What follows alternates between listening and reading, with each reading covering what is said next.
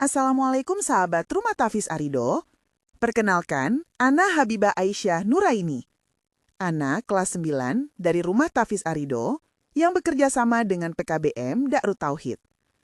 Di video ini, Ana akan mempresentasikan ulangan tengah semester 1 tahun ajaran 2025-2026 yang akan membahas tentang waktu-waktu sholat fardu. Simak terus ya. Oke, dalam satu materi ini ada 4 poin, yaitu sholat pada waktunya, urutan waktu sholat, waktu yang diharamkan sholat, menunda atau mengakhirkan sholat. Dan Ana akan membahas 2 poin dulu ya, yaitu sholat pada waktunya dan urutan waktu sholat. Sholat fardu hanya sah dan boleh dikerjakan pada waktu-waktu yang sudah ditetapkan oleh Allah. Bila sholat itu dikerjakan di luar waktu yang telah ditetapkan dengan sengaja, tanpa uzur syar'i, maka hukumnya tidak sah. Semua itu dengan pengecualian, yaitu bila ada uzur tertentu yang memang secara syariah bisa diterima. Seperti mengerjakan sholat dengan dijamak pada waktu sholat lainnya, atau tertidur.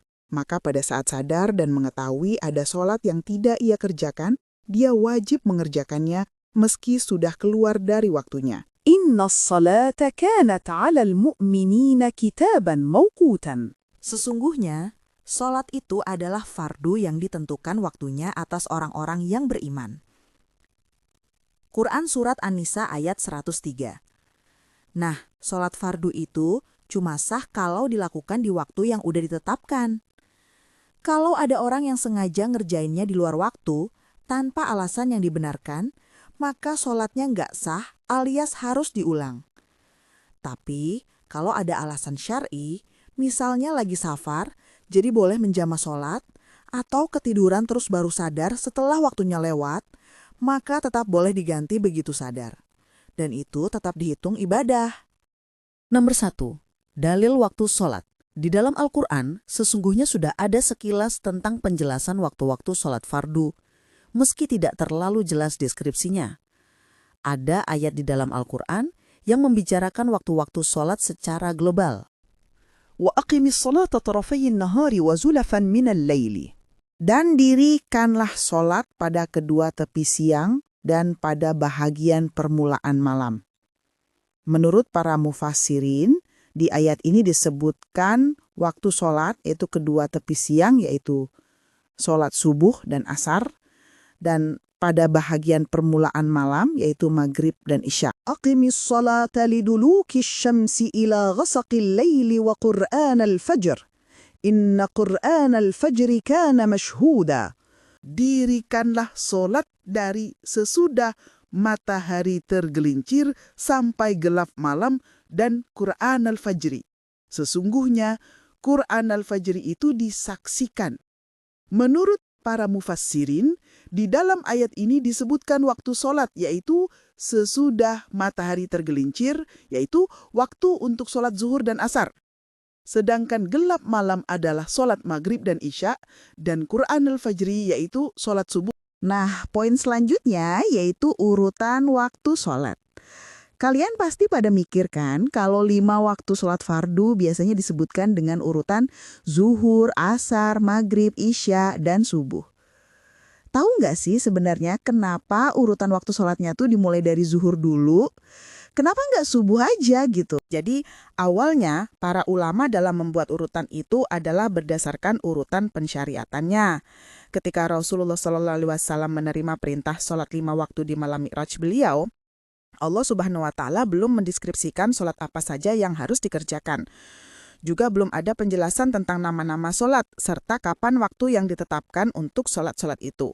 Seusai Mi'raj, beliau pulang ke rumah tanpa membawa detail rincian sholat. Barulah keesokan harinya, ketika matahari berada di atas kepala, datanglah malaikat Jibril alaihi salam kepada beliau dan mulai menjelaskan sholat apa saja yang harus dikerjakan beserta waktu yang ditentukan.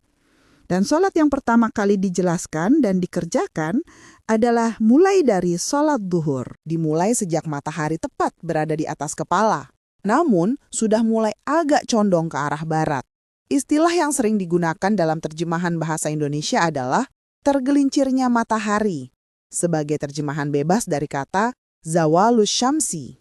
Namun istilah ini seringkali membingungkan, karena kalau dikatakan bahwa matahari tergelincir, apa yang dimaksud dengan tergelincirnya matahari? Ketika tongkat itu tidak punya bayangan baik di sebelah barat maupun di sebelah timurnya, maka itu menunjukkan bahwa matahari tepat berada di tengah langit. Waktu ini disebut dengan waktu istiwa. Pada saat itu, belum lagi masuk waktu zuhur. Begitu muncul bayangan tongkat di sebelah timur, karena posisi matahari bergerak ke arah barat, maka saat itu dikatakan zawalus syamsi, atau matahari tergelincir. Dan saat itulah masuk waktu zuhur. Nah, kalau cara gampangnya, kita cukup berdiri di bawah sinar matahari pas tengah hari, atau sekitar jam 11-an. Kalau bayangan tubuh kita belum kelihatan ke timur atau barat, berarti belum masuk waktu zuhur. Tapi kalau bayangan mulai muncul ke arah timur, itu tandanya matahari sudah condong ke barat. Dan saat itulah waktu zuhur sudah dimulai. Yang kedua, waktu sholat asar. Waktu sholat asar dimulai tepat ketika waktu sholat duhur sudah habis, yaitu semenjak panjang bayangan suatu benda menjadi sama panjangnya dengan panjang benda itu sendiri, dan selesainya waktu sholat asar ketika matahari tenggelam di ufuk barat. Dalil yang menunjukkan hal itu, man adraka rok'atam minal asri qabl an taghruba syamsu, faqad adrakal asra. Dan orang yang mendapatkan satu rakaat sholat asar sebelum matahari terbenam, maka dia termasuk mendapatkan sholat asar. Hadis riwayat muttafaqun alaih. Jadi, kalau kita lihat bayangannya sudah sama panjang dengan tinggi tubuh, berarti waktu asar sudah masuk. Waktu ini terus berjalan sampai matahari benar-benar terbenam. Tapi sebaiknya jangan menunda-nunda, karena Rasulullah SAW sangat menganjurkan menunaikan asar di awal waktu. Yang ketiga, waktu sholat maghrib. Sudah menjadi ijma' para ulama bahwa waktu sholat maghrib dimulai sejak terbenamnya matahari. Terbenamnya matahari adalah sejak hilangnya semua bulatan matahari di telan bumi. Dan berakhir hingga hilangnya syafa'. Waktu sholat al-maghribi malam yaghribis syafaqu. Waktu maghrib sampai hilangnya syafaq atau mega merah. Hadis riwayat Muslim. Nah, istilah syafaq menurut para ulama seperti Al-Hanabilah dan Asy-Syafi'iyah adalah mega yang berwarna kemerahan setelah terbenamnya matahari di ufuk barat. Sedangkan Abu Hanifah berpendapat bahwa syafaq adalah warna keputihan yang berada di ufuk barat dan masih ada meski mega yang berwarna merah telah hilang. Terjadinya perbedaan ini muncul karena perbedaan pengamatan terhadap fenomena langit di masa para ulama tersebut. Tapi dua-duanya sepakat bahwa patokannya adalah perubahan warna langit setelah matahari terbenam. Selanjutnya yang keempat, waktu sholat Isya. Waktu sholat Isya dimulai sejak berakhirnya waktu maghrib dan terus berlangsung sepanjang malam hingga dini hari fajar shodiq terbit. Dari Aisyah radhiyallahu anha berkata bahwa Rasulullah SAW menunda sholat Isya hingga lewat tengah malam, kemudian beliau keluar dan melakukan sholat. Lantas beliau bersabda, sesungguhnya itu adalah waktunya seandainya aku tidak memberatkan umatku. Hadis riwayat Muslim. Rasulullah SAW menunda pelaksanaan sholat Isya hingga mendekati tengah malam bukan tanpa alasan. Beliau melakukannya karena pada waktu itu suasana sudah lebih tenang dan urusan manusia dengan dunia telah banyak selesai. Jadi, saat malam semakin larut, hati lebih khusyuk dan pikiran lebih fokus untuk beribadah kepada Allah. Dengan mencontohkan hal itu, Rasulullah SAW ingin menunjukkan bahwa sholat Isya di akhir waktu memiliki keutamaan tersendiri selama tidak memberatkan umatnya. Yang terakhir, waktu sholat subuh. Nah, awalnya pasti sering banget orang terkecoh dengan dua istilah, yaitu sholat fajar dan sholat subuh. Padahal sesungguhnya keduanya adalah satu. Sholat fajar itu adalah sholat subuh, dan sholat subuh adalah sholat fajar. Jadi intinya tidak ada perbedaan hukum atau waktu antar keduanya. Fajar sama dengan subuh, hanya beda bahasanya, bukan sholatnya. Orang-orang di Hijaz, Jazirah Arabia, terbiasa menyebut sholat subuh dengan istilah sholat fajar. Sedangkan bangsa Indonesia terbiasa menggunakan istilah sholat subuh. Tentang kapan waktu sholat fajar atau subuh, banyak orang masih salah paham antara fajar dan matahari terbit. Padahal keduanya beda loh. Waktu sholat fajar atau subuh itu dimulai sejak munculnya fajar sodik, yaitu cahaya putih lembut yang mulai kelihatan di ufuk timur saat langit masih agak gelap. Itu tanda kalau malam udah berakhir dan waktu subuh udah masuk. Nah, yang sering bikin keliru, orang kira terbit fajar itu sama kayak matahari terbit. Padahal bukan. Saat fajar terbit, matahari belum muncul. Fajar itu cuma cahaya awal sebelum matahari benar-benar naik. Jadi urutannya gini, dari langit yang masih gelap banget, terus muncul cahaya putih atau yang bisa disebut fajar sodik dari ufuk timur, lalu matahari terbit. Nah, sholat subuh atau fajar ini dikerjakan waktu munculnya cahaya putih ini atau fajar, bukan malah waktu matahari udah terbit. Kalaupun ada seseorang yang belum melaksanakan sholat subuh, sementara matahari udah terbit, maka dia wajib mengqadha sholatnya dengan niat sholat subuh. Jadi udah nggak ada alasan lagi untuk kita meninggalkan sholat subuh. Oh ya, by the way for your information nih, cahaya putih atau fajar ada dua macam, yaitu fajar kadzib dan fajar sodik. Kita bahas fajar kadzib dulu ya. Fajar kadzib adalah fajar yang bohong sesuai dengan namanya. Maksudnya, pada saat dini hari menjelang pagi, ada cahaya agak terang yang memanjang dan mengarah ke atas di tengah di langit. Bentuknya seperti ekor sirhan, serigala, kemudian langit menjadi gelap kembali.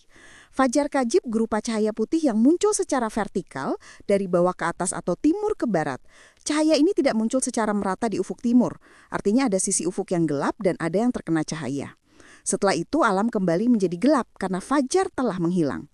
Fenomena ini dikenal dengan fajar kadzib. Jadi, intensitas cahaya fajar kadzib bisa berbeda-beda.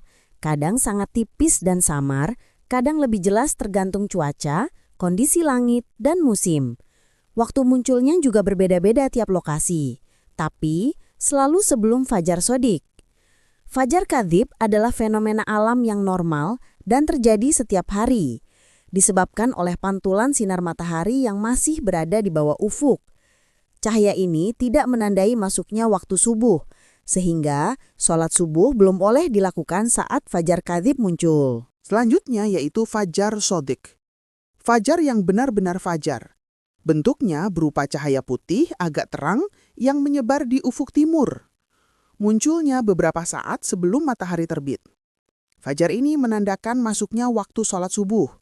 Bedanya dengan fajar yang kadzib, fajar sodik ini diikuti dengan cahaya yang semakin terang hingga terbitlah matahari. Jadi, fajar sodik adalah fajar yang benar-benar menandakan datangnya pagi. Cahayanya putih dan menyebar di ufuk timur. Muncul beberapa saat sebelum matahari terbit. Sejak itulah waktu sholat subuh dimulai. Berbeda dari fajar kadzib yang hilang lagi, fajar sodik terus bertambah terang hingga matahari terbit. Fenomena ini terjadi setiap hari sebagai tanda kebesaran Allah yang mengatur waktu dengan sempurna. Oke, cukup sekian pembahasan kita di part 1 ini. Kurang lebihnya mohon maaf dan semoga bermanfaat. Yang benar datangnya dari Allah, yang salah datangnya dari pribadi Ana sendiri. Wallahu a'lam bishawab. Wassalamualaikum warahmatullahi wabarakatuh.